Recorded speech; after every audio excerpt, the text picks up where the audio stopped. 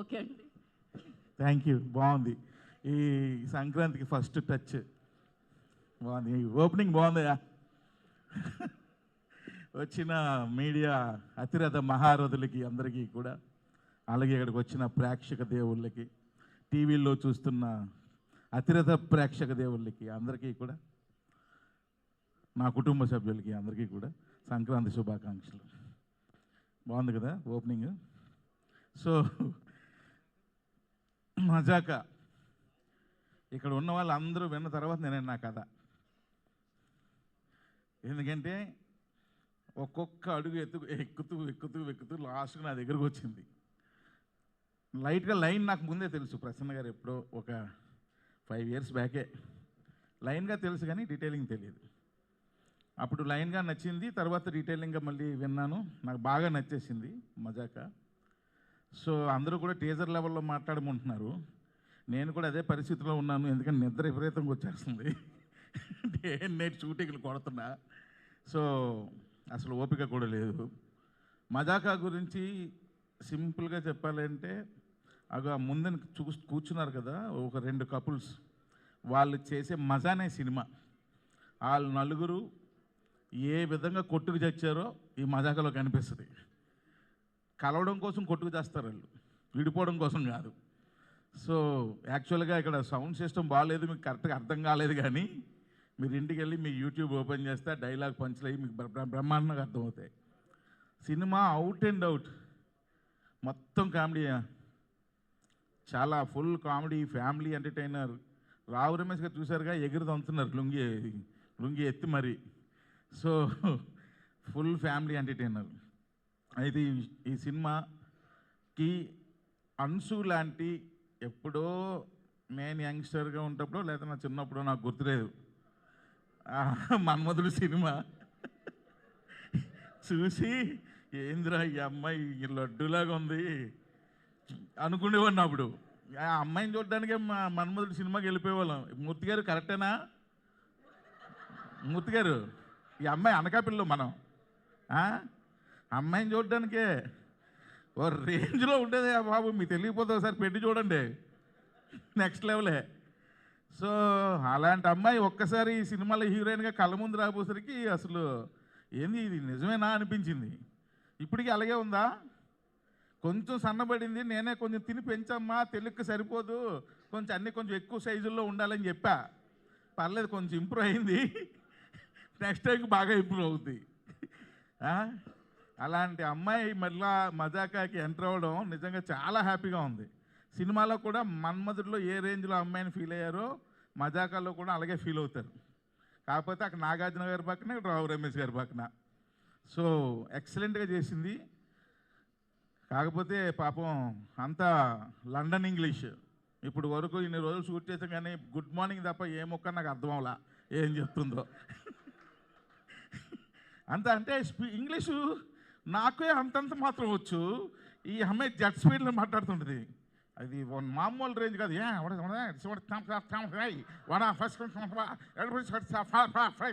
అంటుంది. ఏంట్రా ఏం చెప్పింది ఈ అమ్మాయికి? సీన్ ఏం చెప్పాలి? ప్రసన్న గారు డైలాగ్ చెప్పండి చాలు, నా పని నేను చేసుకుంటాను. అలాగే పని చేసాం. అంత సూపర్ ఇంగ్లీషు, కానీ ఎరక్కొట్టింది. ఆ తర్వాత మా సెకండ్ హీరోయిన్ పేరు వాటరమ్మా, పేరు రీతు వర్మ, కరెక్ట్ కదా? ఎస్,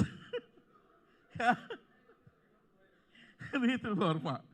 సో రీతు వర్మ ఎలా సెలెక్ట్ చేసామో తెలుసా అబ్బాయిలు? ఈ అమ్మాయి ఎలాగ ఉండాలండి అన్నారు ఎవరు, రాజాదండ.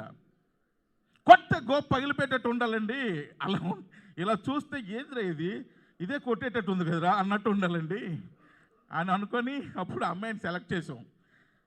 అంతేనా?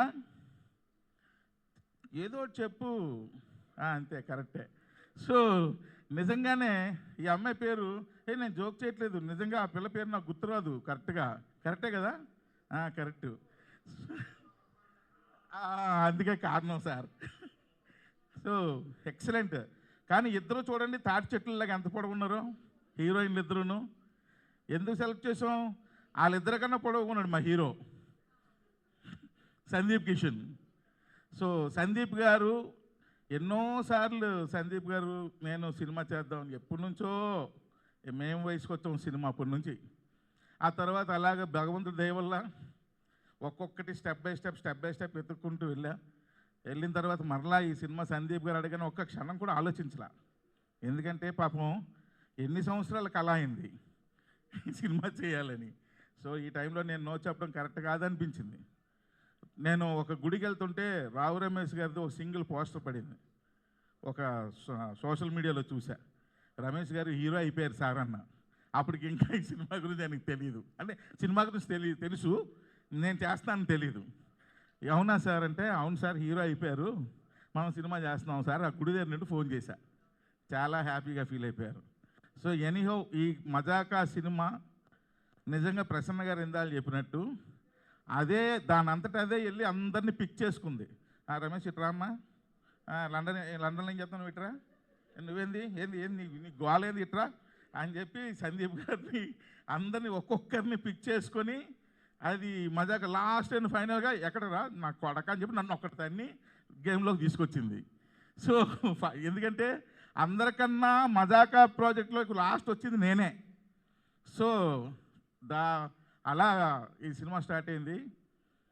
తమ్ముళ్ళు చెప్తున్నా, ఏమి ఎగురుతాయి? సీట్లు ఎగురుతాయి.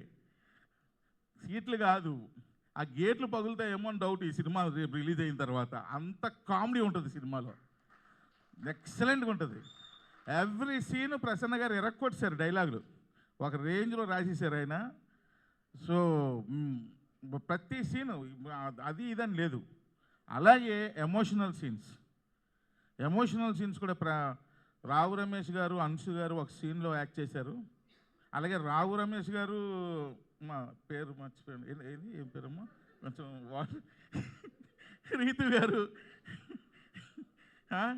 అసలు ఎక్సలెంట్గా యాక్ట్ చేశారు. అలాగే మదర్ సెంటిమెంట్లో మా హీరో ఫైట్ ఉంటుంది, ఫైట్లో ఏడుపు వస్తుంది, అలా చేశాడు, ఎక్సలెంట్గా చేశాడు మా హీరో. సో కాబట్టి పర్ఫార్మెన్స్లో ఎవరికెవరు తగ్గలేదు మూర్తి గారు. నన్ను ఇన్వాల్వ్ చేయొద్దు త్రినాథరావు గారు. ఏంటి మూర్తి గారు, నన్ను ఇన్వాల్వ్ చేయొద్దు రావు గారు అంటారు ఆయన. మూర్తి గారు ఎవరినైనా మర్చిపోవచ్చు కానీ మిమ్మల్ని మర్చిపోకూడదు, ఎందుకంటే మీరు నేను ఒకే ఊరోళ్ళం. కాబట్టి సినిమా ఫుల్ ఫ్యామిలీ ఎంటర్టైనర్. అలాగే మన నిజార్ నేను లోకల్ ఎంత అందంగా ఉంటుందో లడ్డూలాగా, ఈ సినిమా కూడా అదే విధంగా లడ్డూలాగా ఉంటుంది.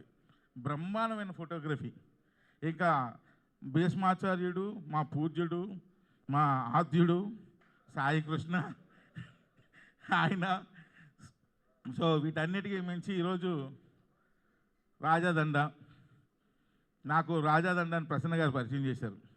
బట్టి విక్రమార్కుడు అంటారు కదా, అలాగా 2 నెలలు తిరిగాడండి మా ఇంటి దగ్గరికి. పాపం 2 నెలలు ఎదురుంటే కాఫీ షాప్కి రావడం, ఫోన్ చేయడం, సార్ ఒక్కసారి మాట్లాడాలి సార్, ఒక్కసారి మాట్లాడాలి సార్. ఆయన ఓపిక నిజంగా చెప్పుకోవాలి. సో అంత ఓపికగా ఈ ప్రాజెక్ట్ ఎలాగైనా సరే త్రినాథరావుతో డైరెక్షన్ చేయించాలని ఆయన పట్టు వదలని విక్రమార్కుడు తిరిగాడు. నిజంగా ఆయన కష్టానికి తగ్గ ప్రతిఫలం కంపల్సరీ మజాకా మీకు ఇస్తుంది సార్. మీ బ్యానర్లో మీరు ఏ విధంగా అయితే పెద్ద డైరెక్టర్తో సినిమా చేయాలని కలగన్నారో, అలాగే ఒక పెద్ద సినిమా మీ బ్యానర్లో ఇది మిగిలిపోద్దండి. డెఫినెట్గా మీరు ఒక పెద్ద ప్రొడ్యూసర్, దిల్ రాజు అంత ప్రొడ్యూసర్ అవ్వాలని మనస్ఫూర్తిగా కోరుకుంటున్నాను. అలాగే అనిల్ గారు లేరు. సో అనిల్ గారు కూడా ఈ సినిమా ఎప్పుడైతే త్రినాథ్ చేస్తాను అన్నాడు అనగానే ఉదయాన్నే ప్రసన్న గారిని నన్ను వాళ్ళ ఇంటికి పిలిపించారు. చాలా సంతోషం, హ్యాపీగా ఫీల్ అయిపోయాడు ఆయన కూడా. ఇంకా మళ్ళీ ఎంత చెప్పకపోతే మళ్ళీ ప్రాబ్లమ్స్ వస్తాయి, మీకు అర్థం కావట్లా. జీ స్టూడియోస్ కూడా ఉంది, మళ్ళీ జీ స్టూడియోస్ కూడా ప్రొడ్యూసర్స్. అలాగే లియోన్ జేమ్స్ మంచి పాటలు ఇచ్చాడు.